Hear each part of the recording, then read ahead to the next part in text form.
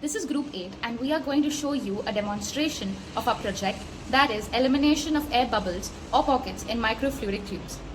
So here we have our components. First we have a relay tube which is connected to the solenoid valve and the peristaltic pump. We require this relay tube because our Arduino only provides 5 volts from the computer, and these two components require 12 volts, for which we are using an external power supply. Then we have a liquid reservoir which contains colored dish soap that is connected to the peristaltic pump, which is controlled by a 3-way switch which provides both forward and reverse orientation for the pump. Then we take the tube to a T-junction where one end is connected to the solenoid valve and the other end is connected to what is essentially going to be our microcapillary. The two ends of the microcapillary are covered by a laser diode and a photodiode, which are connected to the Arduino through a breadboard which has two 10 kilo ohm resistors. Now that we know the components, let's move on to the working of the project. First of all, there are 3 main objectives, that is bubble creation, bubble detection and bubble removal. Now for the bubble creation, we will be using the peristaltic pump, the switch. So what's going to happen is that this is a 3-way switch and it makes sure that the liquid flows in the forward direction, as you can see over here, and also in the reverse direction.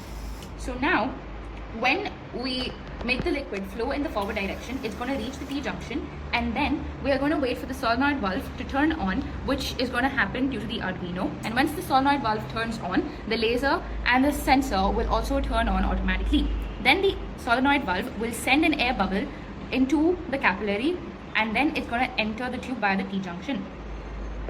Now for the detection of the bubble, the liquid is going to reach the U-tube over here. So this part is basically a scalp point at the moment, but these are real micro capillaries that can be used.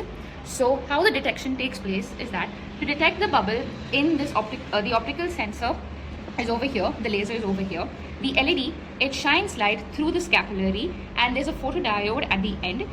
Now if there is a bubble over here, the intensity of the laser will drop significantly, and this result is going to be monitored by the photodiode, and that's when we will get a message saying that the bubble has been detected. As you can see, these are the intensities. Whenever the laser shines on the diode, the intensities keep on changing, and over here there is a significant drop, and therefore you have the message saying bubble detected.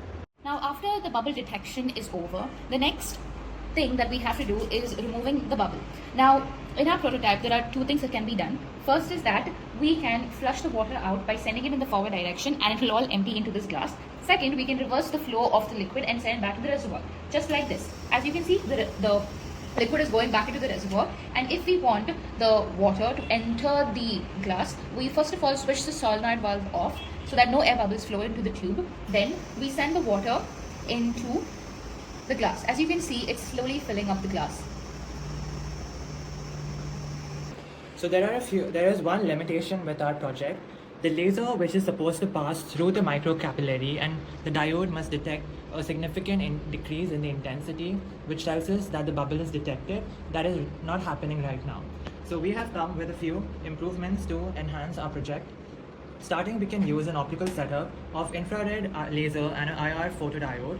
Now the reason why we are using an infrared laser is because when a previous setup of a red light which passes equally through air and water, whereas an IR laser, it passes differently through liquid and air.